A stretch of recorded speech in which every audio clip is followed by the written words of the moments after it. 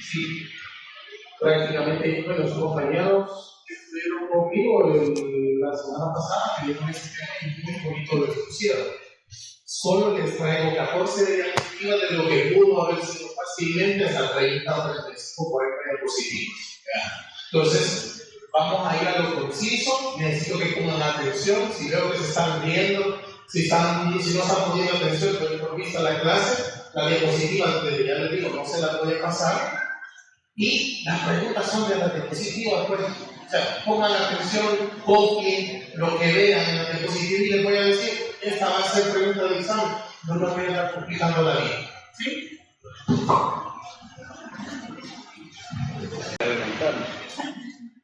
Vale. Este día vamos a hablar acerca de los cambios maternos durante el embarazo.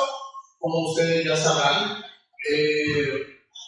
la mujer se tiene que adaptar a todo lo que debe, a todas las modificaciones que va a sufrir a lo largo del embarazo para que al final de ella no se vaya a deteriorar ni se vaya a descompensar por la grandes pérdidas hemáticas que va a tener. Las pérdidas hemáticas de una paciente no están en comparación con las pérdidas hemáticas de una paciente gestante, no tienen comparación.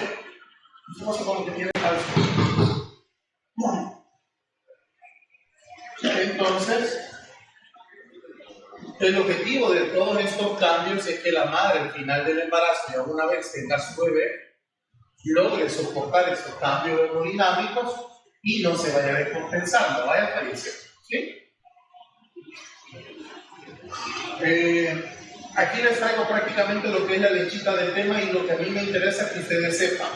No les voy a ir a preguntar nada de fisiopatología, nada de los mecanismos que suceden, que por qué suceden las cosas, sino que puntos claros. Van a ser múltiples coges, como siempre ha sido el examen, seleccione el literal correcto o el incorrecto.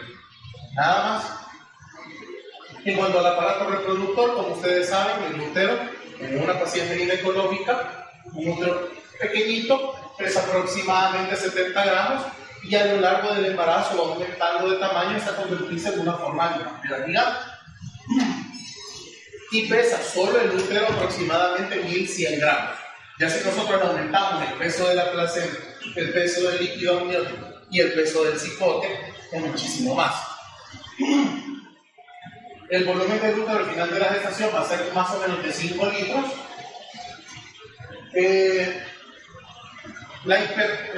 aumento del tamaño del útero va a ser por diferentes motivos. Obviamente va a haber una hipertrofia secundaria a la liberación de los estrógenos, la progesterona durante el embarazo. Conforme el bebé se va creciendo, las fibras miometriales se van cada vez alargando más y más, llegando al punto que cuando ya sea un embarazo de término, estas mismas fibras musculares van a facilitar lo que es la contracción uterina. ¿Sí? El cambio de forma, piriforme ovoide, y por lo general hay una dextrorotación a nivel del útero. Durante el primer mes de la gestación, el cervix comienza a ablandarse y adquiere un tono violáceo, lo que ustedes ya saben, el signo de Chapman. Se produce una mayor cantidad de mucosa, construye el canal cervical, el cual es rico en inmunoglobulina y citocina, y hay una cese de la actividad ovárica durante el embarazo, lo que nosotros vemos cuando se da lo que es la fecundación. La actividad, la maduración folicular se detiene porque ya hay una fecundación y por lo tanto se produce lo que es el embarazo. A nivel sistémico, la progesterona tiene múltiples funciones, tanto a nivel del sistema cardiorrespiratorio, el sistema gastrointestinal y el sistema endocrinológico. Dentro del aparato reproductor vamos a tener que va a desarrollar una mayor vascularidad y hiperemia en la piel, los músculos del perineo y en la vulva, lo que nosotros vemos comúnmente en la embarazada. Van a desarrollar cambios a nivel de la mama, cambios a nivel de la piel, vamos a observar lo que es una línea nígrica, la línea alba, vamos a observar inclusive que hay una vasodilatación de algunas varices a nivel vulvar, y es lo que podemos observar. Es una paciente con un embarazo de término. El pH vaginal varía entre 3.5 y 6 debido a una mayor producción del ácido láctico lo que de igual forma se traduce en un mayor riesgo de que las pacientes desarrollen infecciones vaginales a la cabeza cándida, ¿sí? La candidiasis.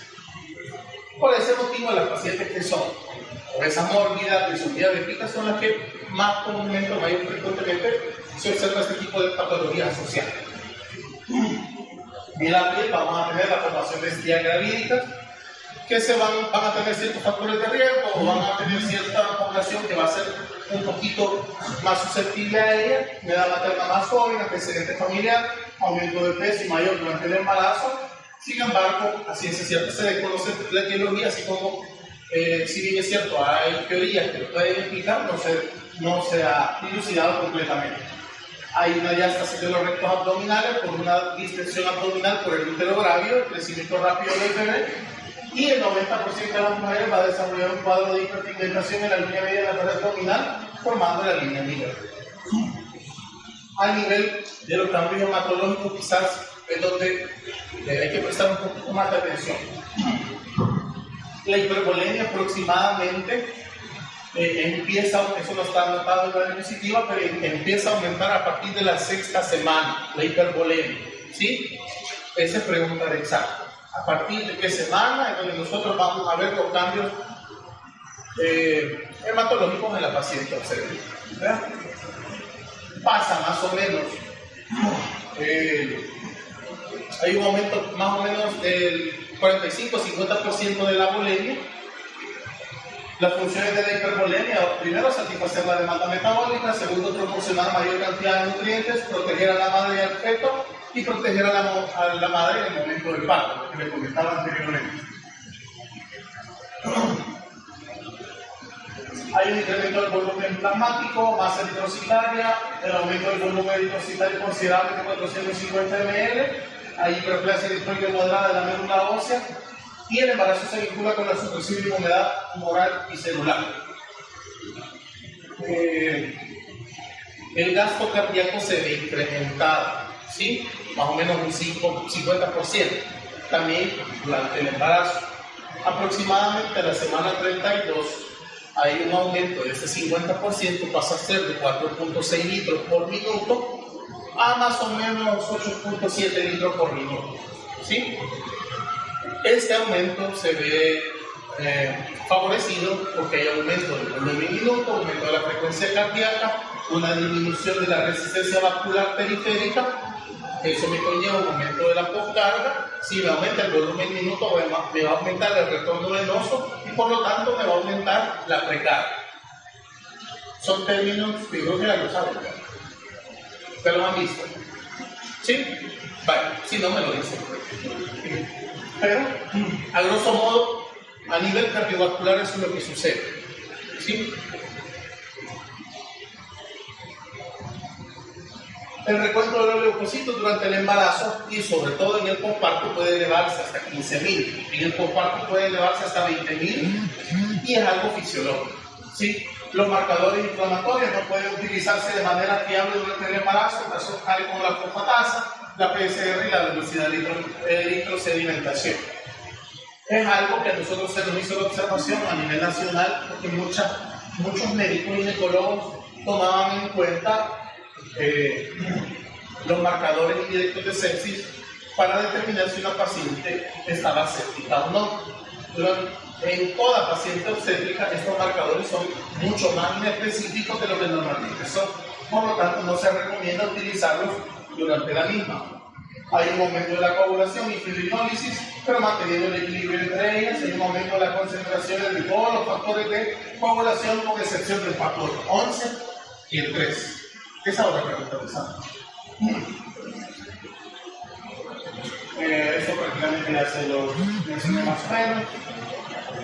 A nivel de los cambios pulmonares, ustedes sabrán, o porque lo han leído, porque lo han escuchado, que durante el embarazo se da lo que es una alcalosis respiratoria. ¿Alguien me podría decir cuál es el mecanismo de acción de la alcalosis respiratoria?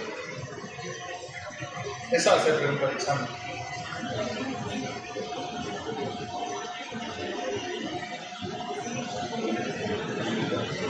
¿Quién levanta la mano? Me dice. Un punto para el examen. Dígame. hay un aumento en la concentración de anhídrido de carbonato en la sangre, entonces llega a haber tiene que haber un aumento, disminución de la circulación para poder mantener la concentración de ácido y igualarlo con la concentración de carbonato. Vale. Conforme el bebé va creciendo, ustedes no le preguntan porque ustedes ya lo saben, porque ustedes conforme aumenta o conforme progresa el embarazo, hay un desplazamiento del diafragma hacia arriba, porque el mismo útero grávido provoca que todas las vísceras se vayan hacia arriba, porque necesita espacio el bebé. ¿Sí? Esto provoca que haya un aumento de la frecuencia respiratoria. La frecuencia respiratoria provoca a que haya un aumento de la presión parcial de oxígeno. Esto disminuye la presión parcial de CO2, lo que ocasiona lo que es la alcalosis respiratoria. El riñón lo que trata para compensar lo que es la alcalosis respiratoria es eliminar bicarbonato por la orina. ¿Sí?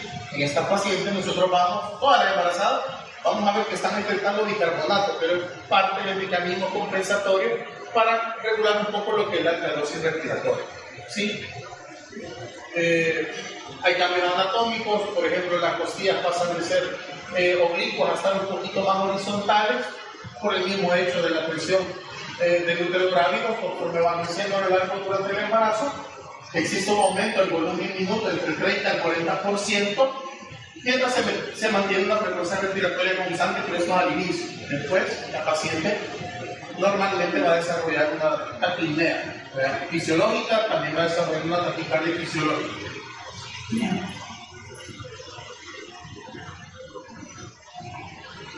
A nivel de los cambios gastrointestinales, las náuseas y los vómitos van a ser comunes hasta el 70% de los casos y van a ser de predominio matutino.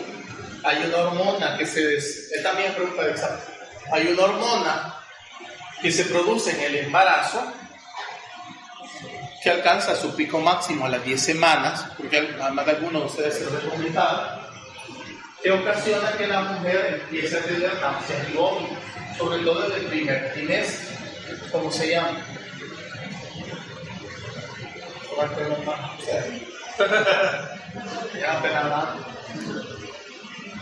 ¿Quién? La gonadotropina coriolipomana. Muy bien. El pico máximo lo alcanza a las 10 semanas, posteriormente disminuye y alcanza una meseta entre las 12 y 14 semanas, y por lo general estos síntomas disminuyen. Si la paciente persiste con náusea y con vómitos arriba de las 20 semanas, hay que descartar la presencia de otras patologías, la cabeza, hígado graso agudo del embarazo. Es una patología que puede matar tanto al bebé como a la madre, y lastimosamente nosotros este año, hace 2 semanas tuvimos un caso que lastimosamente nadie lo descubrió a tiempo y la señora falleció el viernes, creo. Entonces, es una entidad que hay que tenerle miedo, ¿sí? Si bien es cierto, la literatura dice que 10 al 20% puede persistir arriba de las 20 semanas, es muy raro. En nuestras pacientes y en nuestra población, difícilmente arriba de las 20 semanas va a persistir. Recuérdense que esta es una bibliografía, la Williams, que los datos no se pueden extrapolar a nuestra población. Nuestra población es muy diferente a lo que hay una relajación del músculo liso, prolongando el vaciamiento gástrico, perdón.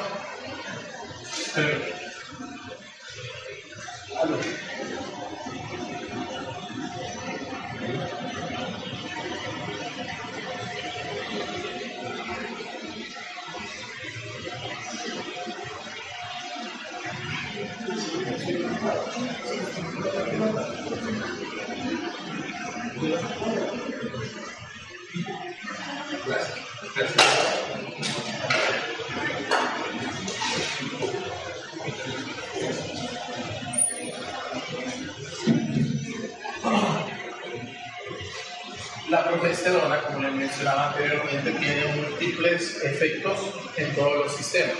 En el sistema gastrointestinal lo que vamos a tener es que va a haber una relajación de los esfínteres esofágicos. Por lo tanto, no se sorprendan que una paciente le consulte a la unidad de salud con pirosis, o sea, con reflujo. Vean. La pirosis es un signo de alarma arriba de las 20 semanas. Está asociado con trastornos hipertensivos del embarazo. La cabeza, preeclampsia con signos de gravedad. Debajo de las 20 semanas es algo fisiológico por efecto de la progesterona. De igual forma, todo el tránsito gastrointestinal va a estar disminuido y por lo tanto la paciente va o tiende a tener un poquito más de estreñimiento. Quiero ver qué más. Como recomendación, esto es más que todo el clínico, como recomendación para ustedes, paciente que les consulte por pirosis, con escuela le tienen que hablar, miren, fíjense que esto es normal durante el embarazo, que es lo que se recomienda que ustedes, entre el desayuno, el almuerzo, entre el almuerzo y la cena y después de la cena, tengan un pequeño refrigerio. Con ese simple hecho van a disminuir el efecto de la pirosis. Tampoco es que la van a, como le comentaba a su compañero, tampoco es que la van a orientar a que se hagan 3 pupusas a las 10 de la noche. Vean, o sea, la gente, lastimosamente, de nuestra población es así. Hoy en la madrugada llegó una paciente que tenía la cesárea inseguro, que había comido, ¿cómo se llaman? Unas tortitas de carne, no me recuerdo cómo se llaman, creo que en el súper. Se había comido 2 tortitas de carne y 2 pupusas, que tenía y la cesárea a las 7 de la mañana. O sea, así es el nivel de paciente que nosotros tenemos a nivel nacional. A nivel renal, lo que nosotros vamos a tener es un aumento de la tasa de filtrado glomerular, por donde se va a enfrentar bicarbonato, se va a retener sodio. Hay una resistencia relativa a la angiotensina 2 por efecto de la progesterona y prostaglandina, junto con la modificación del receptor de la angiotensina. Este efecto de la angiotensina 2, más que todo lo vamos a ver a nivel cardiovascular. Aumenta más o menos un 50% la tasa de filtrado glomerular y ocasiona una reducción del tono ureteral, la progesterona, peristalsis, presión de la contracción, dilatando los uréteres, lo que normalmente nosotros conocemos como una hidronefrosis. Normalmente, como el útero sufre una dextrorotación, vamos a tener lo que son hidronefrosis o hidroureto, y es algo fisiológico que nosotros podemos explicar por la posición del útero. ¿Sí? Hay una disminución del nitrógeno ureico y creatinina en un 25% por aumento de la tasa de filtrado glomerular. Por lo tanto, aquellas pacientes que ustedes fenotípicamente la vean, que pareciera ser una paciente renal, ustedes deben de tomar un poquito más de importancia para descartar la presencia de alguna nefropatía, ¿sí? Dejándole la prueba de función renal. En los cambios endocrinológicos hay un aumento de los niveles de T4 y T3 por una mayor estimulación de la globulina transportadora de tiroides, que es constante a lo largo del embarazo. En una paciente embarazada, para hacer el diagnóstico de una enfermedad tiroidea, los exámenes que nosotros debemos de tomar es la TSH y la T4 libre. ¿Sí? Esa es pregunta de examen. ¿Por qué nosotros no medimos la concentración de la hormona total? Porque esa siempre va a estar aumentada. Lastimosamente, la mayor parte de los médicos indica la concentración total de la hormona, pero es la libre que nosotros tenemos que mandar porque hay un aumento de la globulina transportadora de la tiroides. Entonces, para ver si la paciente es hipo o hipertiroidea, dejamos la TSH y la T4 libre, nada más. Hay un aumento de la producción hormonal de las glándulas suprarrenales, la reducción de la resistencia vascular y la presión arterial estimulan el sistema renina-angiotensina, lo que triplica la aldosterona al final del primer trimestre y duplica al final del tercer trimestre. Hay un aumento de cortisol, la TSH, la globulina transportadora de corticosteroides y un aumento de estradiol durante el embarazo. También esta puede ser pregunta que creo con las zonas que se ven aumentadas durante el embarazo, para que le vayan anotando. Yo creo que ya para finalizar, hay un aumento de la lordosis lumbar, mayor flexión del cuello, que empeora con la progresión del embarazo. No es fácil estar cargando 8 libras aquí, vea, adelante en la pancita, hay gracias a Dios, doy gracias a Dios porque no soy mujer. La verdad es que no me imagino sufriendo todo lo que ustedes sufren. Se produce una mayor movilidad y ensanchamiento de las articulaciones sacroiliacas y la sífisis púbica, lo que a mí me permite, bueno, lo que a las mujeres les permite tener ese parto vaginal. Existe una mayor frecuencia del síndrome del túnel carpiano durante el embarazo también. Y solo eso, la clase es súper rápida, Como les digo, solo de la diálogo me pueden preguntar, solo de la apunte lo que les acabo de decir. Revisen por cualquier cosa el libro, pero yo el libro no les voy a preguntar. Ahora bien, sean inteligentes a la hora de mandar observaciones para las preguntas. Yo a su compañero les comentaba, nosotros le íbamos a tomar como buena las 56 y 58, pero ustedes pidieron anularlo. ¿Vean? Entonces, al final la dimos por anulada porque ustedes la solicitaron. Entonces, ustedes deben de ser más usos de cómo quieren la revisión de los exámenes. Sobre todo aquí en el departamento de ginecología, y se lo digo porque yo también fui estudiante como ustedes. Entonces, para el próximo, yo no sé pues, si para este examen voy a ser jurado, yo creo que no, pero voy a averiguar quiénes son los jurados y vamos a revisar el examen. Y con los compañeros que yo esté, y les voy a decir que cuáles preguntas pueden pelear. Pero, en la medida de lo posible, antes de anular una pregunta, hagan una consulta general, siempre vean si les beneficia más anularla o tomarla como buena. Según nuestras cuentas, les salía mejor tomarla como buena más preguntas, ¿verdad? Pero al final no se dio así. Pero solo para que tomen y siempre pidan revisión si tienen dudas, porque más de algunos se equivocan. Solamente. Cuídense. Buen día.